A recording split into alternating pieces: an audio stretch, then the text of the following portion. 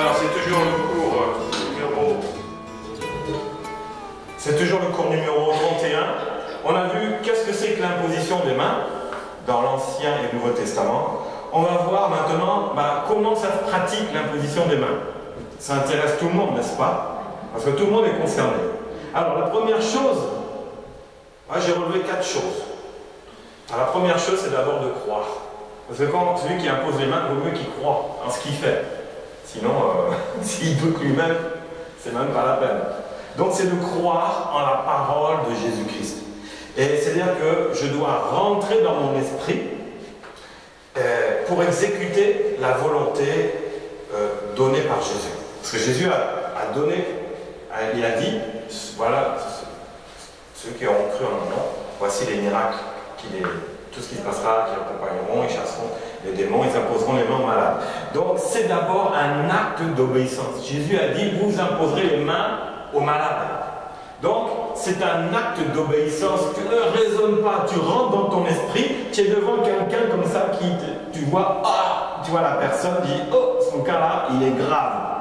Mais ne réfléchis pas. Rentre dans ton esprit, parce que si tu regardes avec tes yeux physiques, là, tu vas paniquer. Tu vas dire, celui-là, là, est-ce qu'il va vraiment être guéri, vu comment il est? Non. C'est un acte d'obéissance, ça ne vient pas de toi. Simplement, obéis et laisse faire le Seigneur. Donc la deuxième chose, c'est de ne pas regarder dans la chair la personne qu'on a en face de soi. Auquel cas, ça risque de ne pas marcher. Vous voyez, il faut que ça reste dans ton esprit. Ça ne doit pas marcher quand on impose les mains avec nos émotions et nos sentiments. Ça ne doit pas marcher comme ça. On obéit simplement à la parole de Dieu qui dit. Nous, on est quoi? On est simplement un canal. Donc, devant la situation, on dit, ah, viens, tu vas imposer les mains à cette personne-là. Dit, le jour où il m'avait élevé comme pasteur, à la fin, il y a eu la prédication, et l'apôtre, il avait fait appeler tous ceux qui avaient besoin de la guérison pour qu'il impose les mains. Il m'a dit, viens, comme toi tu viens d'être nommé pasteur, tu vas imposer les mains aussi. J'ai dit, mais moi j'ai pas appris ça, moi. J'ai pas appris ça encore, je suis tout nouveau pasteur, je peux pas imposer les mains. Il dit, mais si. Alors ce que je dis, tu répètes et tu fais, et réfléchis pas.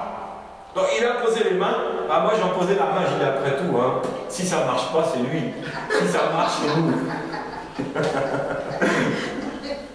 Voilà le problème. L'imposition des mains, tu n'es pas sûr parce que tu dis, j'ai aucune expérience dedans, comment je vais faire? Ça c'est, là tu raisonnes avec tes émotions. Parce que tu vois, il y a la foule devant toi, 30 personnes qui viennent pour qu'on prie pour eux. Toi, là, tu es là, dis bon, viens, lève-toi. Ou comme Sœur Ruth, toi, tu fais le vendredi soir l'exhortation, dis bon, maintenant, tu ne fais pas l'appel pour imposer les mains. Non. Pourquoi? Je laisse à moi. Voilà, je laisse aux autres. C'est facile de parler, mais dès qu'il s'agit de monter dans la foi. Je pense que je ne suis pas autorisé, c'est ça. Non, on va voir que tu es autorisé à imposer les mains. On va voir que tu es autorisé.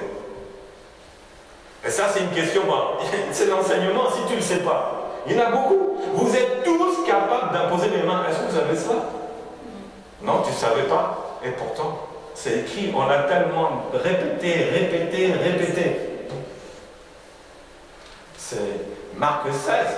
On a tellement répété ce verset que vous imposerez les mains aux malades, c'est pas pour moi. Mais s'il a dit, c'est pour ceux qui auront cru, et ils imposent. Est-ce que tu as cru à Jésus? Il a dit quoi? Tu imposeras les mains aux malades. C'est pour qui? Ceux qui auront cru. Alors pourquoi tu ne le fais pas quand quelqu'un est malade? Tu le fais à tes enfants. Pourquoi tu ne le fais pas à ton mari? Parce que tes enfants ne vont rien dire. Et ton mari, il va se moquer de toi. Tes enfants, ils vont pas comme on dit, oh maman, elle est gentille, elle prie pour moi, elle impose les mains. Bon, elle peut même, après me donne un calmant, un Doliprane, et c'est parti. Moi, hier soir, je rentre à la maison. Je vois maman Grace, elle est couchée, il était minuit. Je rentrais d'ici, après avoir prié. j'étais dans les pensées de l'imposition des mains pour le cours d'aujourd'hui.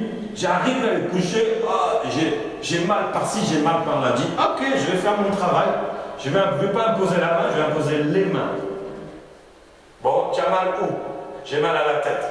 Tu as pris Doliprane? Oui, mais il y a longtemps, mais j'ai toujours mal à la tête.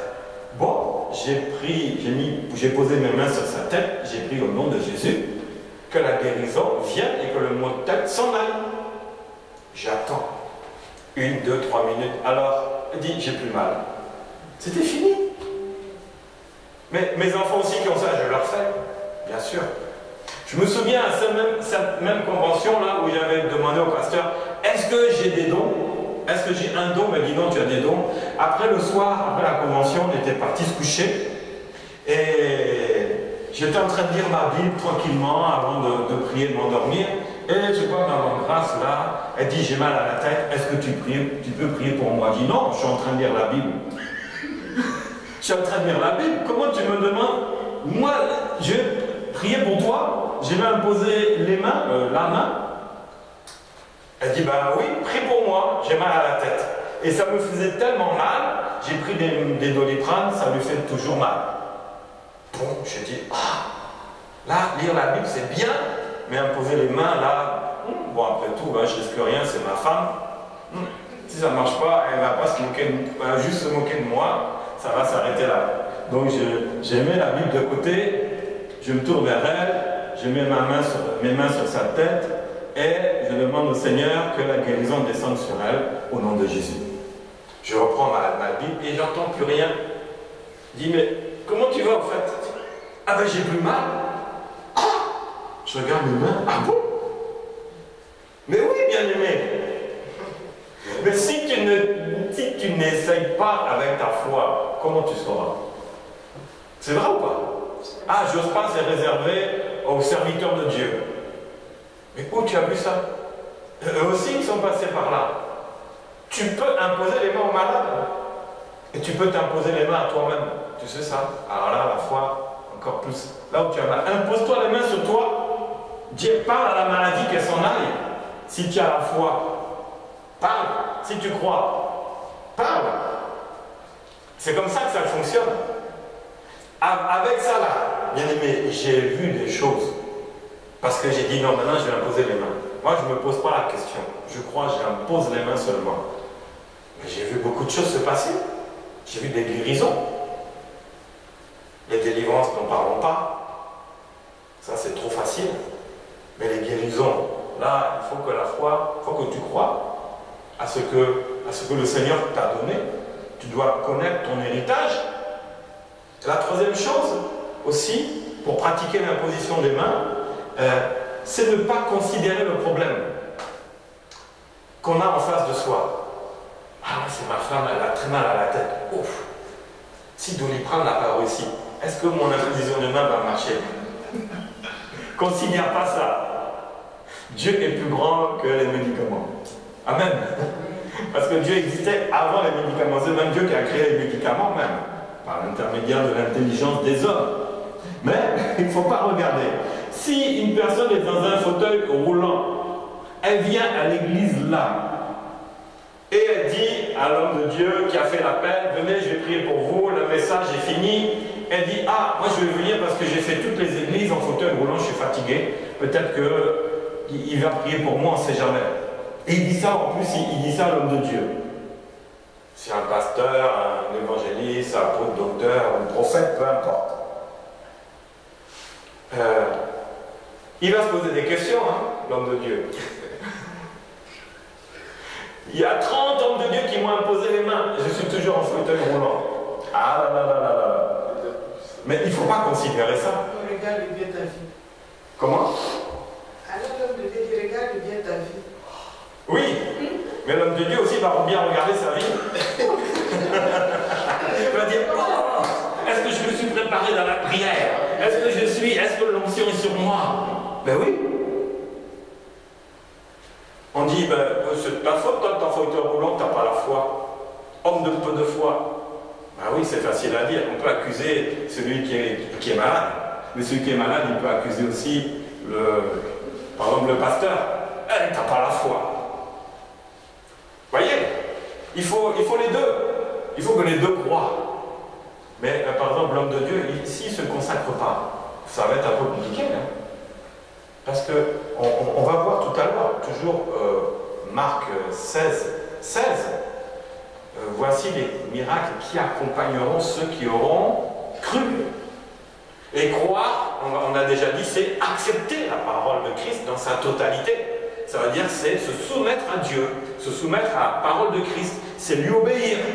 Mais si je ne lui obéis pas, je dis non, moi je ne peux pas me poser les mains avec toutes les bêtises que je fais dehors. Mes mains là, si je les regarde, même si je les ai lavées, elles sont remplies de péché. Donc si on va en poser les mains, je vais lui envoyer plein de démons. Ben oui. Ben, un pasteur, il faut qu'il accepte aussi de pratiquer le plein évangile, de marcher, on va voir l'autre point, dans la sanctification. Parce qu'au lieu d'imposer les mains pour guérir un malade, il va lui envoyer des démons. C'est ça? Ah ben oui, c'est ça. Donc il vaut mieux avoir une vie aussi bien en ordre pour dire, est-ce qui peut imposer les mains? Le pasteur dit, oh là là, moi hier j'étais avec une prostituée là, et puis aujourd'hui on me demande, non, j'ai raté l'occasion. Seigneur, pardonne-moi, c'est trop tard. Là, maintenant on a besoin de quelqu'un. Il n'a même pas osé. C'est comme celui qui doit prendre la Sainte Seine qui a commis des péchés. Il sait très bien que s'il prend la Sainte Seine, ça va être une malédiction pour lui. Celui qui vient poser les mains, il vaut mieux qu'il soit clair avec Dieu. Parce que s'il impose les mains et qu'il est bourré de péché, il va transmettre les péchés. Ça, c'est pas bon. C'est peut-être pour ça qu'on ne voit pas tant que ça de miracles. Vous voyez beaucoup de miracles? Vous en voyez beaucoup dans les églises? Des témoignages? Est-ce que vous en voyez? Le pasteur, il préfère prêcher, s'arrêter là, on fait une prière, au revoir. Et comme ça, lui, il ne s'expose pas. Est-ce qu'il s'est exposé? Non. Non. Il ne s'est pas exposé. Et pourquoi? Dans la salle, il y a plein de gens qui ont besoin de l'imposition des mains. Il ne va pas s'exposer. Il dit, là où vous êtes, tout le monde fait la prière. Il y a plein d'églises qui ne vont même pas faire agir après leur prédication de peur de l'imposition des mains. Là, c'est zéro. Parce que il y a l'accusation qui vient. Vous voyez? Donc, ne considère pas le problème qui est en face de toi, mais considère plutôt ta vie avant d'aller, parce que c'est important. Hein? Alors, ça vient de Dieu et pas de moi. Même si la personne est en fauteuil roulant, elle a visité tous les pasteurs du département, et quand elle arrive devant toi, dis-toi que l'imposition des mains, c'est la volonté de Dieu, c'est pas la tienne. Ça vient de Dieu, ça ne vient pas de toi. Tu n'as pas les capacités. Tu n'es pas quelque chose ou quelqu'un qui a des pouvoirs surnaturels. Tu n'es pas versé dans la sorcellerie, à ce que je sache. Parce qu'eux le font aussi, ça. Donc, ça ne vient pas de toi. Tu dois mettre ta foi en Dieu. Ça, c'est très important. Donc, le troisième point, ne mets pas ta foi dans le fauteuil roulant. Ne regarde pas. Regarde au Seigneur, mets ta foi en Dieu, en disant Jésus a fait, je vais faire en son nom. Alors si tu vois que ça n'a pas marché, rentre chez toi, ferme-toi dans ta chambre, demande Seigneur pourquoi ça n'a pas marché. Et là il va te montrer que il y a ça, ta vie, ceci, cela, t'attaque. L'onction n'était pas sur toi. Parce que pour ces choses-là, il faut l'onction aussi. Hein. C'est important, sinon ça ne marchera pas. Donc je dois mettre ma foi en Dieu, même si la chose paraît impossible à tes yeux. Tu vas dire à un paralytique en fauteuil roulant, lève-toi et marche. Mais à tes yeux, est-ce que dans tes pensées tu crois que c'est possible? Ça va se mélanger. Ah, Jésus a fait, mais les apôtres ont fait. Il y en a qui le font, mais est-ce que je vais le faire? Est-ce que je vais réussir? C'est pas toi qui le fais. Mets ta foi en Dieu, crois seulement, oublie tous ces raisonnements-là. Tu ne dois pas marcher avec tes raisonnements et tes pensées, mais tu dois marcher selon la parole de Dieu. Point barre. Quatrième chose, je l'ai dit, c'est que celui qui impose les mains doit avoir une vie de prière et une vie de sainteté. Sinon lui-même, il ne va même pas imposer les mains, hein, c'est clair. S'il ne prie pas, s'il marche dans les péchés, lui-même va dire c'est mort pour lui, quoi. Non, tiens, je connais un docteur ou un autre pasteur, lui, il est bien. Hein, il prie, il est sérieux, il va le voir. Mais c'est ça le problème dans les églises. La corruption est tellement rentrée que l'imposition des mains n'a plus les effets d'avant. Pourquoi? La corruption a mené l'esprit d'erreur. L'Église n'est plus dans la vérité. Donc s'il n'y a plus la vérité, comment voulez-vous que l'imposition des mains marche? Comment voulez-vous que le Saint-Esprit se manifeste? Parce que lui, il est la vérité. Et s'il y a le mensonge ou le désordre, comment le Saint-Esprit va se manifester? Il se manifestera d'une manière ou d'une autre parce qu'il a besoin que telle et telle personne soit sauvée. Mais être sauvé, être guéri, c'est deux choses différentes. Être sauvé, c'est spirituel, c'est pour la vie éternelle. Mais être guéri, c'est physique. Et là, c'est autre chose. La personne peut croire et être guérie sans l'imposition des mains. C'est là que le Saint-Esprit peut agir, peut toucher. L'imposition des mains n'est pas systématique. C'est pour ça qu'il y a des personnes qui sont guéries sans qu'on impose les mains. Beaucoup insistent sur la prédication parce que se disent moi je suis un beau parleur, le Saint-Esprit agit, mais si j'impose les mains là, je ne suis pas sûr de mon coup. Donc je n'impose pas les mains. Mais si, il faut imposer les mains, il faut que tu sois sûr de toi, il faut que tu aies une vie en règle avec le Seigneur. Sinon, c'est pas la peine. Et quand des nouveaux chrétiens comme ça, on se dit moi je suis capable d'imposer les mains avec tout ce que j'ai fait. Oui, mais tu as demandé pardon au Seigneur, Dieu a effacé ta vie. Hein, toutes les choses anciennes sont passées, tu es une nouvelle créature. Voilà. Ce n'est plus moi qui vis, c'est Christ qui vit en moi. Donc Christ a fait ça, je peux faire ça. Parce que tout mon passé, mes péchés ont été effacés. Je suis une nouvelle créature. Qu'est-ce qui m'empêche d'imposer les mains maintenant? Le manque de connaissance, ni plus ni moins. On en est là.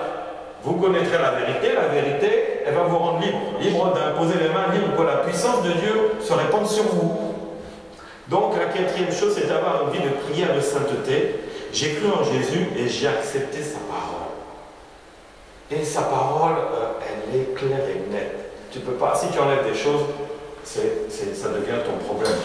Tu vas te priver d'actions que Jésus a faites et il veut que tu fasses ces actions-là. Donc, je dois appliquer et mettre en pratique la parole de Dieu. Très important. Donc, l'imposition des mains est liée à l'onction. Et l'onction, c'est la puissance de la manifestation de Dieu. On avait déjà vu ça. Oui. Comment vient l'onction? L'onction, ça, c'est la manifestation de la puissance de Dieu qui est liée à ma vie donnée à Jésus. Voilà, donc ça, c'est les 4 points pour comment pratiquer l'imposition des mains.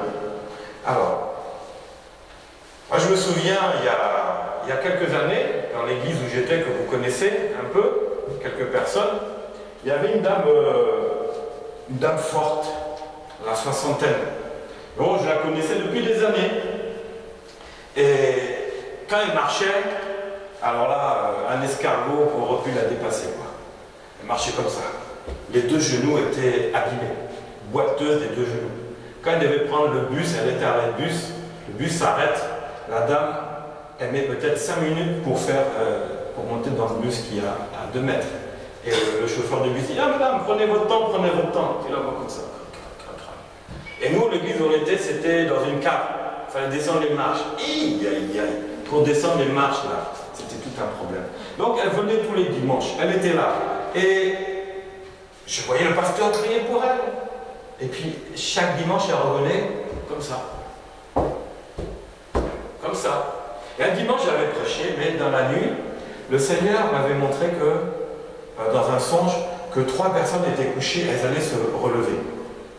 Et ce jour-là, le lendemain, je prêchais. J'ai prêché, j'ai fait l'appel, je dis, ah Seigneur, il y a peut-être des gens qui vont se lever là, j'ai imposé les mains et il va se passer quelque chose dans leur vie. Donc, j'ai imposé les mains. Quand j'ai fini de prêcher, donc j'ai fait l'appel, j'ai dit, celui qui a besoin de guérison, qui se lève, qui vienne, je vais prier pour lui. Ah, 1, 2, 3 personnes se sont levées, j'ai prié pour eux. Bon, voilà.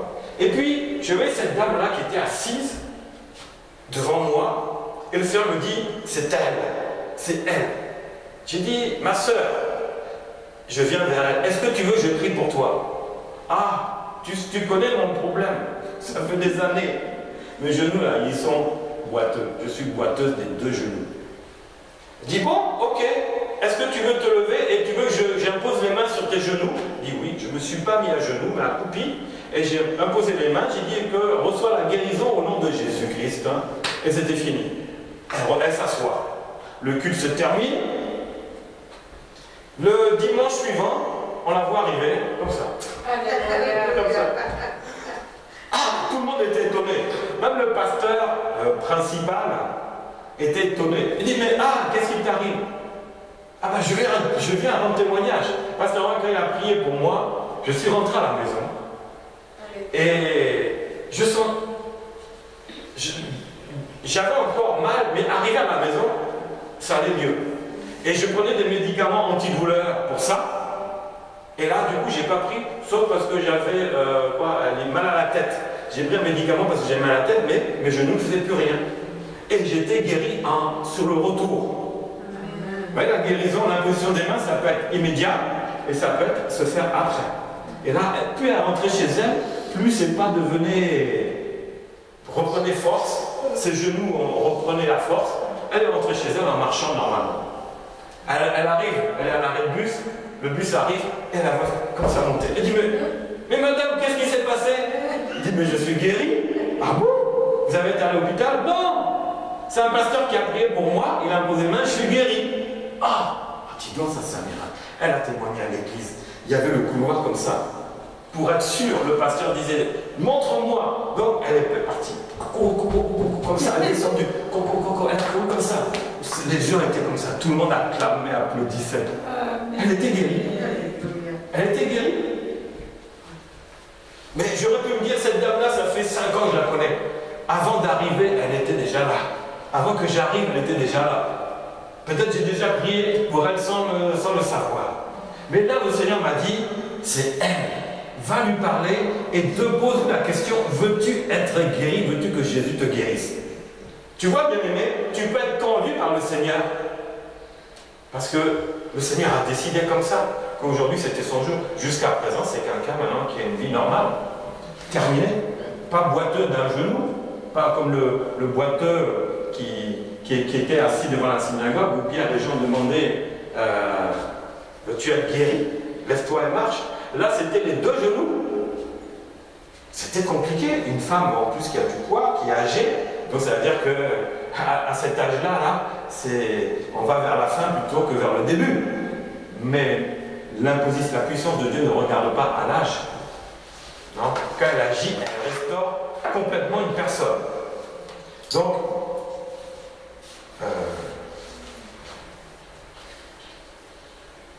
alors, ensuite, on va voir toujours comment pratiquer l'imposition des mains. Alors, par le nom de Jésus. Acte 3:6. Alors Pierre lui dit, je n'ai ni argent ni or, mais ce que j'ai, je te le donne. Au nom de Jésus de Nazareth, lève-toi et marche. C'est ce que je viens de dire. Il s'est adressé au boiteux. Je n'ai rien, mais lève-toi et marche. Est-ce qu'il a imposé les mains malade? Non, il a dit pardon. Mais ça, c'était au nom de Jésus-Christ de Nazareth. Ensuite, comment pratiquer l'imposition des mains? Eh bien, d'abord par la prière. On prie et après on impose les mains. Alors, acte 28:8, le père de Publius était alors au lit, malade de la fièvre et de la dysenterie. Paul s'étant rendu vers lui, pria et lui imposa les mains et le guérit. Donc, avant l'imposition des mains, on peut prier. On prie et ensuite on impose les mains. Autre chose, comment pratiquer, comment imposer les mains? Ben, il faut être conduit aussi par le Saint-Esprit. Ce qui m'était arrivé ce jour-là, le Saint-Esprit m'a montré la personne, je suis allé, j'ai imposé les mains, elle était guérie. Donc, conduit par le Saint-Esprit, acte 9:17, Ananias sortit, et lorsqu'il fut arrivé dans la maison, il imposa les mains à Saul, en disant, Saul, mon frère, le Seigneur Jésus qui t'est apparu sur le chemin par lequel tu venais, m'a envoyé pour que tu recouvres la vue et que tu sois rempli du Saint-Esprit. Au même instant, il tomba de ses yeux comme des écailles, et il recouvra la vue et se leva et fut baptisé. Vous voyez? Parce que le Saint-Esprit avait préparé ce moment-là, Ananias est venu imposer les mains. Parce que le Saint-Esprit l'avait demandé. Et Saul de Tarse a recouvré la vue. Ensuite, donc comment imposer les mains? En proclamant la parole de Dieu d'abord. Très important. Alors 1 Corinthiens 2,4, et ma parole et ma prédication ne reposaient plus sur des discours persuasifs, de la sagesse, mais sur une démonstration d'esprit et de puissance. Paul disait que quand il prêche, ce n'est plus de discours de sagesse, mais c'est la démonstration de l'Esprit de Dieu et de la puissance. L'Esprit dans la parole, mais la puissance dans quoi? Dans l'action des mains. C'est là que ça se manifeste. Donc la parole va amener l'imposition des mains. On ne peut pas avoir une parole puissante et rester les mains comme ça. Non. Le Seigneur a préparé les cœurs sont déjà bien disposés. Maintenant, tu vas imposer les mains. Paul envoyait la puissance, il imposait les mains et les malades étaient guéris. C'est comme ça que ça se passe. Vous voyez, l'imposition des mains ne vient pas toute seule comme ça. Il faut qu'il y ait déjà la parole annoncée avant. Parce que c'est la parole qui va faire le travail. Elle va préparer le terrain, elle va préparer le chemin et il n'y a plus qu'à imposer les mains. Les cours, vous avez vu la dernière fois, s'il n'y avait pas eu la parole, j'aurais imposé les mains pour que le Saint-Esprit vous touche. Aurait-il vous touché? On ne sait pas. Je ne vais pas dire non. Je ne vais pas dire oui, mais on ne sait pas. Mais la parole avait précédé. La parole, c'était une parole puissante qui avait précédé après l'imposition des mains. Et qu'est-ce qui s'était passé? L'onction est tombée. Le Saint-Esprit est descendu sur vous et la puissance de Dieu s'est manifestée. Donc la parole est importante. Quand tu proclames des paroles, sache derrière, va imposer les mains. Que la puissance se manifeste à travers tes mains. C'est important. Sinon, on va être des religieux. Ah, merci Seigneur, on a tous prié. Allez, tout le monde repart avec ses bobos, ses blessures et ses démons. À dimanche prochain. Ah oui. C'est ce qu'on voit dans beaucoup d'églises. Hein. Ben, c'est vrai ou pas? Moi, j'en connais beaucoup. Ils n'osent même pas. Ils ont bien prêché. Les discours étaient intéressants, persuasifs. Mais il n'y avait pas la puissance derrière. Qu'est-ce qui s'est passé? Rien. Peut-être une personne a été touchée, il y a eu des frissons, oh c'était bien, il a bien parlé, ça me concernait, mais tu repars avec des choses. Parce que la puissance n'est pas descendue. L'imposition des mains est fondamentale. Elle peut confirmer même peut-être quelque chose qui s'est même passé à ce moment-là. Alors il y a aussi des cas où on ne va pas imposer les mains. On a vu par exemple Pierre qui dit « Je n'ai ni argent ni or, mais ce que j'ai, je te le donne au nom de Jésus, lève-toi et marche. » Il y a des cas où on ne va pas imposer les mains. Il y a des cas où on ne va même pas dire un mot. Alors, on ne parle pas. On n'impose pas les mains. Mais qu'est-ce qui se passe? C'est grave. Là, c'est quelque chose, ça dépasse. C'est que c'est tellement ancré à l'intérieur, c'est que tu es tellement rempli de compassion pour la personne, que même sans dire un mot, la personne peut être guérie. Tu crois à cela? Est-ce que tu crois que c'est possible? Moi, ça m'était arrivé. Où je travaillais avant, il y avait la banque d'accueil, et il y avait ma collègue, c'était la femme de mon patron. Et c'est quelqu'un qui avait une migraine chronique depuis 40 ans, depuis l'âge de 5 ans. Migraine chronique, elle avait 45 ans, pendant 40 ans de migraine chronique. Et j'ai vu qu'elle était catho, alors on parlait un peu de temps en temps de Jésus, de cela, mais j'étais pasteur, je ne pouvais pas trop parler dans mon travail, mais j'abordais avec sagesse un peu, et quand je la voyais des fois dans des crises, elle avait des crises de migraine chronique, mais ça, c'était une Européenne blonde, donc le teint très clair, quand elle avait sa crise, elle devenait comme une tomate, toute rouge, les yeux rouges qui se fermaient, la douleur, ça se voyait sur son visage, et moi j'étais là à côté, j'ai dit, et si je lui imposais les mains, et si je dis, mais, et je lui ai posé la question, mais vous avez vu les médecins, dit j'ai tout fait, les examens, ils n'ont rien trouvé. Je dis, merci Seigneur, s'ils n'ont rien trouvé, c'est qu'il y a un problème, que toi seul, c'est spirituel, et toi seul, Dieu peut régler ça. Et moi j'étais basé, j'ai dit, ça maintenant, c'est mon domaine. C'est mon domaine. Et puis le temps passait comme ça, les mois, elle avait ses crises, mais ce jour-là, sa crise était tellement qu'elle appelle SOS médecin. À son travail, elle dit, ah Michel, vous pouvez rester seul à la banque d'accueil, moi je vais rentrer là-bas chez moi parce que je n'en peux plus. Ma tête va exploser. Et là, je me suis dit, mais en moi-même, j'ai dit, mais non, mais quelle est cette chose-là qui la perturbe? Et il y a une colère qui est rentrée en moi. Je n'ai pas dit un mot, mais à l'instant même, il y a une odeur de brûler, le feu autour de nous. Ça sent brûler, panique. Ah, il y a le feu. Je regarde le feu, l'odeur est sur elle. Ça dure 2-3 minutes. Les gens qui passent devant la banque d'accueil, ils sentent le brûler. Il y avait le brûler sur elle. Je vais voir les ascenseurs s'il n'y a pas de brûler. Mais je savais qu'il y avait un problème qui venait de se passer. Une confrontation de puissance venait de se passer. Sans dire un mot, mais par la compassion intérieure, par mon esprit, avec l'esprit mauvais qui l'animait parce que c'était un démon. Et puis non. On peut imposer les mains aussi aux malades, aussi aux personnes qu'il faut délivrer, on impose les mains, vous savez. Et quand le démon s'en va, il peut partir aussi avec la maladie. Souvent, eux, c'est des porteurs de maladie. Et alors, l'odeur s'en va, et puis tout d'un coup, je vois qu'elle retrouve son teint normal, elle se sent mieux. Elle dit, Michel, vous pouvez aller faire un tour, j'annule SOS médecin, tout va bien. Je dis, comment? Qu'est-ce qui s'est passé? Je dis, je ne sais pas, tout va bien. J'ai dit à moi, j'ai dit, Seigneur, là il y a eu un combat invisible. Et le démon qui était en elle, qui lui donnait cette maladie, cette migraine chronique depuis 40 ans, il est parti. C'est pour ça qu'il y a eu le feu. Il y a eu un combat. Bon, j'ai attendu. Le lendemain, j'arrive à mon poste, elle était là, souriante et tout. Il dit, ah, comment ça va? Et la migraine? Oh, rien. Et j'ai dit, toi tu vas voir. Peut-être que la migraine va revenir. Et là, j'entends la voix de Dieu qui me dit, elle est définitivement guérie. Je dis, merci Seigneur. Parce que la Bible est claire, quand un démon s'en va, il s'en va chercher, il revient, après il voit si c'est vide, il va chercher, c'est plus mauvais que lui, il revient et la situation est pire que celle d'avant. Je dis, elle là, c'est peut-être ça qui va lui arriver. Eh ben non, le Saint-Esprit me dit, elle est définitivement guérie. Un jour, 2 jours, une semaine passe, la dame, elle dort bien, tout va bien, médicaments terminés, et puis elle commence à me regarder bizarrement. Elle dit, mais moi ça fait 40 ans que j'ai ça. Michel, est-ce que vous pouvez me dire ce qui... Elle n'osait même pas me tutoyer. Vous pouvez me dire ce qui s'est passé? Je dis, mais vous avez été guéri? Et oui, mais je n'ai pas pris de médicaments. Rien. Mais qu'est-ce qui s'est passé? C'était quoi cette odeur-là? Et là, je vais lui expliquer. J'ai dit que Dieu vous a délivré.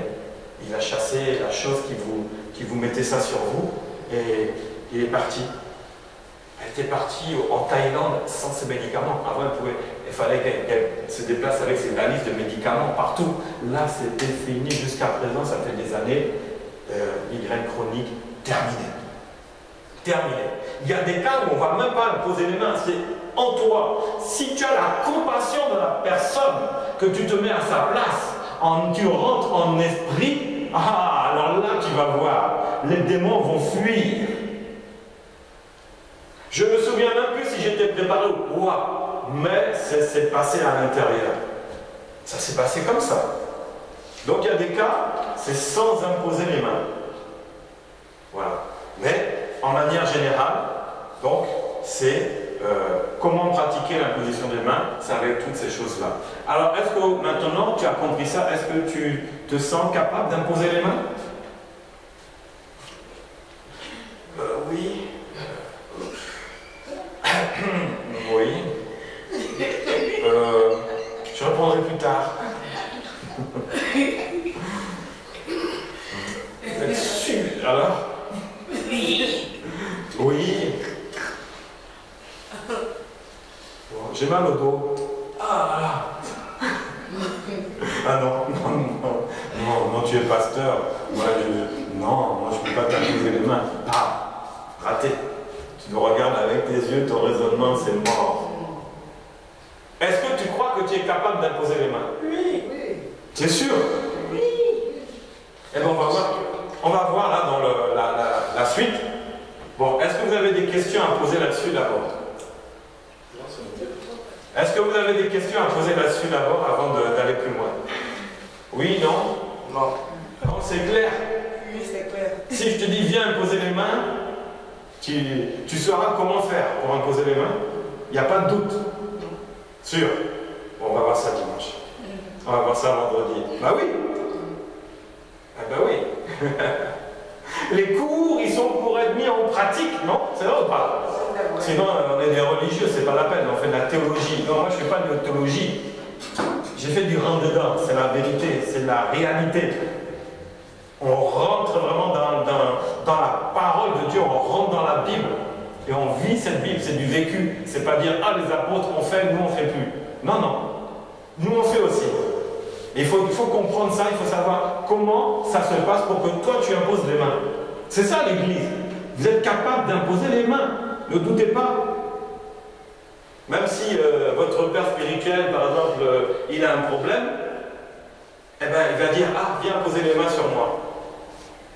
Bon, ça faut que j'ai... Ah, ma soeur, tu peux pas aller à ma place là parce que il y a de l'huile dans mes mains là. Je ne me suis pas lavé les mains aujourd'hui. Non, mais bien aimé, est-ce que tu crois que tu es capable? Oui ou non? Est-ce que tu doutes? Parce qu'avant, tu te disais, je ne peux pas imposer les mains. C'est vrai ou pas? C'est vrai. Tu ne pouvais pas. Est-ce que maintenant tu sais que tu peux imposer les mains? Ça, c'est important. Que tu saches que tu peux imposer les mains et que tu mets en pratique toutes ces choses-là. Tu vas voir que tu seras surpris de ce que le Seigneur va faire avec toi. Parce que c'est ta mission. Amen.